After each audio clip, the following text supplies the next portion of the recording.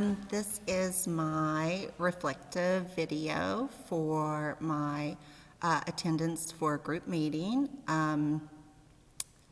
I attended an Al-Anon meeting. It is the We Care group of Bristol, Virginia. I found this group because I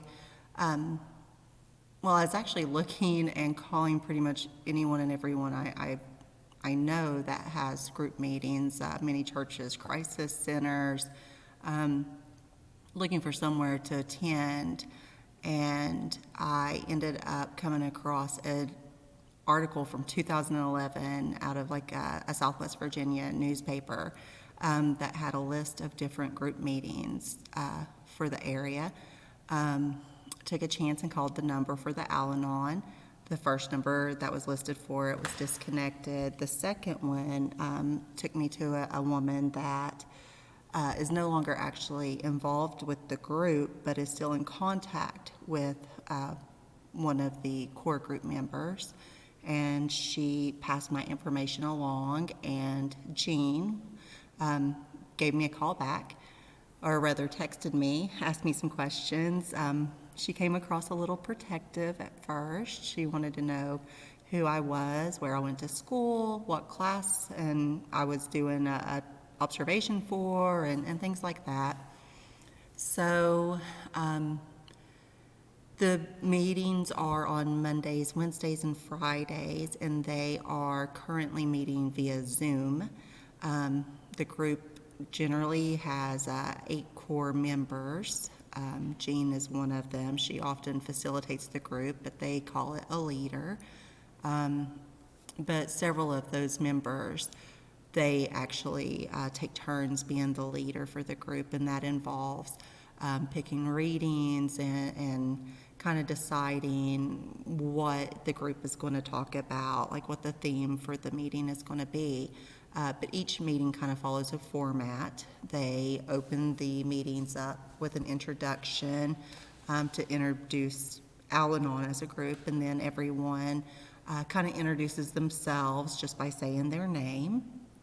And I believe there's like a secretary for the group that kind of keeps track of the first names of the people that are in attendance from week to week. But then they kind of follow the same thing every meeting. They go through the 12 steps of Al-Anon, which are very closely related to the 12 steps of AA, because Al-Anon was based on the 12 steps of AA. So they go through those, and then they go through the 12 traditions, and between those two things, you get kind of a confidentiality promise and an expectation of confidentiality. You also kind of hear like what the group rules are along with those 12 steps and 12 traditions. And I've included those in a document so that you can see those, so you know what they are. The main thing is with Al-Anon is that it's a group meeting so that people can share their experience being the loved one of an alcoholic.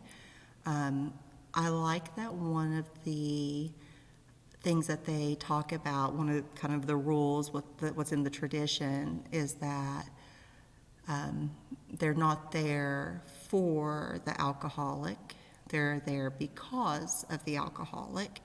And that this is something that if you are attending Al-Anon, you're doing for yourself. You're not doing it to learn how to cure alcoholism for your loved one.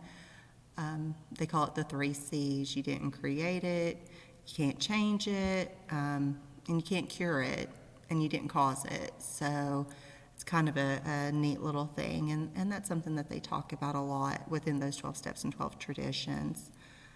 This specific group, I believe most of them have been together for about 10 years.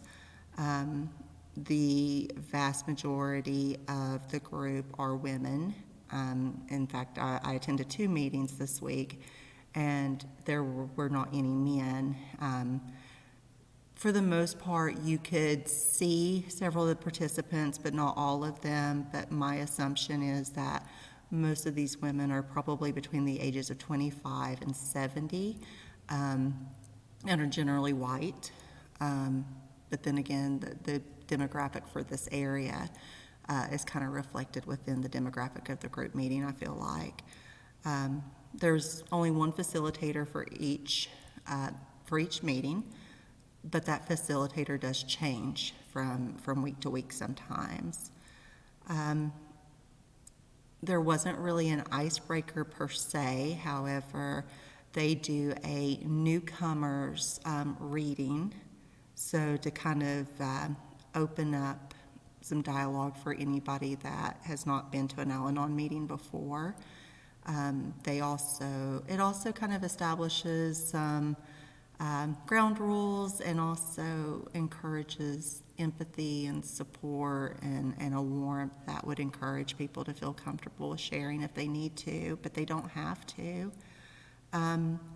The leader of the group generally keeps things on track just by,